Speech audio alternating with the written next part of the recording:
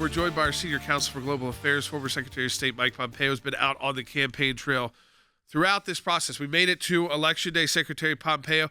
Just first, just your reaction as you traveled the country, a lot of different states, different folks, but the enthusiasm for conservative and Republican candidates. What was it like on the ground in different states, and was it similar across the country?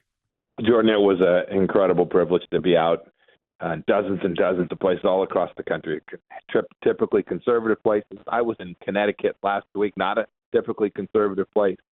And what people were consistent about was they just want to be left alone. They want their families to be intact. They want parents to be able to understand what's going on in their schools to make sure their kids aren't being taught crap. They want to be able to afford gasoline for the cars. These were consistent for the last 16 months that I was out campaigning.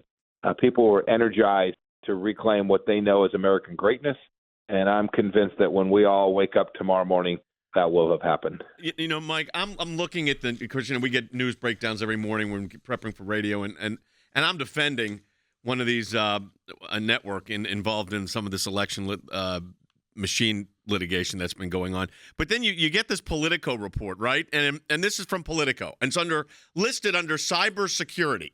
Okay, and you were the head of the CIA. And this is what they say. The 2020 presidential election was rife with allegations of voting machine hacks that were later debunked. Yet there are real risks that hackers could tunnel into voting equipment and other election infrastructure to try to undermine Tuesday's election. So in 2020, that was impossible. Nobody could do that. People got sued over it. And now in 2022, you got Politico running an ads with it. You were the director of the CIA. I'm ensuring people that our elections, because I don't want this as an excuse for people not to vote. People's votes are going to be counted if they get out there and vote. I completely agree. Go vote. Your vote's going to be counted. The system there's always stuff around the edges. There's always little problems. I've read about a few that are going on today. People need to get out and vote. To hear the Democrats teeing up their argument to continue, frankly, what is Hillary Clinton and Stacey Abrams' continued complaint about election denial, right? The chutzpah to say that Republicans are election deniers when Hillary Clinton claims that the 2016 election was stolen is really quite remarkable. Go out, vote. We'll get it right. The process will work. If there was something amiss, there'll be legal recourse. You've been involved in that too, yep. Jay. Yep. And we'll get it. We'll get it right, and the American people should have confidence. Of course, they're saying good things are happening. Yeah, of course, they're saying. You got Arizona saying, "Hey, we'll probably know the results Friday or Saturday." I mean, this is absurd. Yeah. But none of this is an excuse not to vote. Go ahead, Jordan. Yeah, well, that's what I want to say is that Secretary, you just said about if there's issues, we're going to fight them out. But there will be no issues to fight out if people don't vote. I mean, they've got to get in line today and make their plan. I mean, you've been a member of Congress, before your time as a cabinet member, and all of these all of the polls, all of the numbers, they mean nothing today. It is all about who shows up. Grab your friend, grab your family. If you haven't voted, there's still time everywhere in America. Get out and cast your ballot. Your point's exactly right, Jordan. We've got the turnout, all the noise, all the chaos.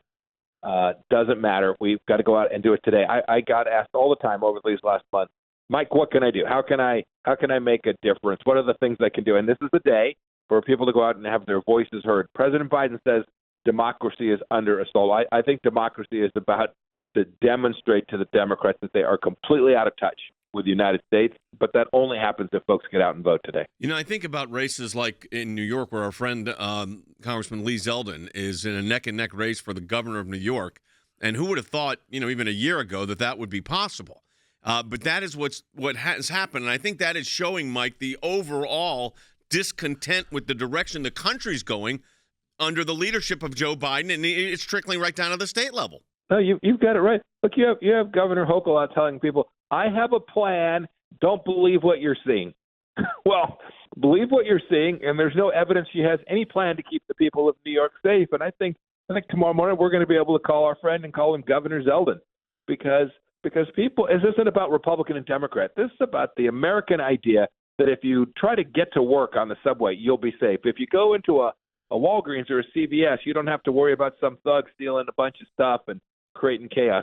People can see what's happening. They're gonna take it back, and I'm convinced those folks will all turn out and vote. Some of whom may well not have voted in previous elections.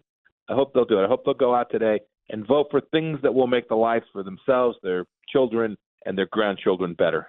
Yeah, I mean, the first closing message, which did not work, was democracy on the ballot, because we've seen a lot of Democrats these past couple of days switch their message entirely back to the economy and crime. But Joe Biden, he went from it's about democracy, Secretary Pompeo, to let me just reiterate that we're not going to do any new drilling. And by the way, I'm going to fire all the coal miners in America.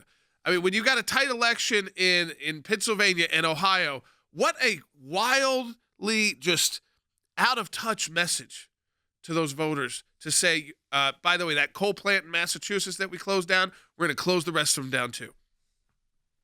I'm only laughing because they are so disconnected. It breaks my heart, frankly, that we're not only going to throw coal miners and all the people in the business out, but families this winter, when it turns cold, are going to pay way more for their home heating oil, for their electricity, for natural gas, turn their stoves on, all the things, gasoline for their cars.